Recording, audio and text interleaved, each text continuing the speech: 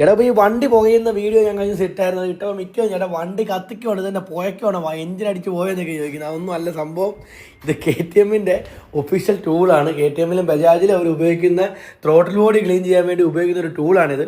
ഇതെന്ന് പറയുന്നത് നമ്മുടെ ജസ്റ്റ് ഇതുണ്ട് ഇതിനകത്ത് ഒഴിക്കുന്നത് ഈ പ്രോലൂബിൻ്റെ തന്നെ ഒരു എയർ ഇൻടേക്ക് സിസ്റ്റം ക്ലീനർ എന്ന് പറയുന്നൊരു സാധനമാണ്.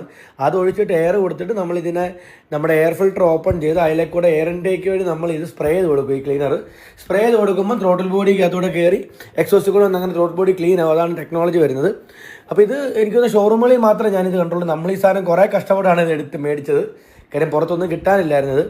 അപ്പം ഇതാണ് സംഭവം. വേറെ ഒന്നും അല്ല, ഇത് KTM അതുപോലെ ബജാജൊക്കെ ഇത് ഉപയോഗിക്കുന്നതിൻ്റെ കാര്യം അവരുടെ ത്രോട്ടിൽ ബോഡികൾ അടിച്ച് ക്ലീൻ ചെയ്ത് കഴിയുമ്പോൾ മിക്ക ത്രോട്ടിൽ ബോഡിക്ക് മിസ്സിങ്, അതുപോലെ തന്നെ സെൻസർ ഡാമേജ്, അങ്ങനത്തെ കുറേ കംപ്ലയിൻസുകൾ കണ്ടുവരുന്നുണ്ടായിരുന്നു. അപ്പോൾ അതുകൊണ്ടാണ് ഈ ഒരു ടൂൾ അവർ ഇൻട്രൊഡ്യൂസ് ചെയ്തത്. ഇപ്പോൾ ഇത് അതുപോലെ തന്നെ എളുപ്പമാണ്. കാര്യം മറ്റുള്ള പോലെ എയർ ഫിൽറ്റർ അല്ല ഊരെടുത്ത് ചെയ്യേണ്ട കാര്യമൊന്നുമില്ല. ജസ്റ്റ് ഇതുപോലെ സ്പ്രേ ചെയ്ത് കഴിഞ്ഞാൽ ഓൾമോസ്റ്റ് ത്രോട്ടിൽ ബോഡി നല്ല രീതിയിൽ ക്ലീൻ ആവും.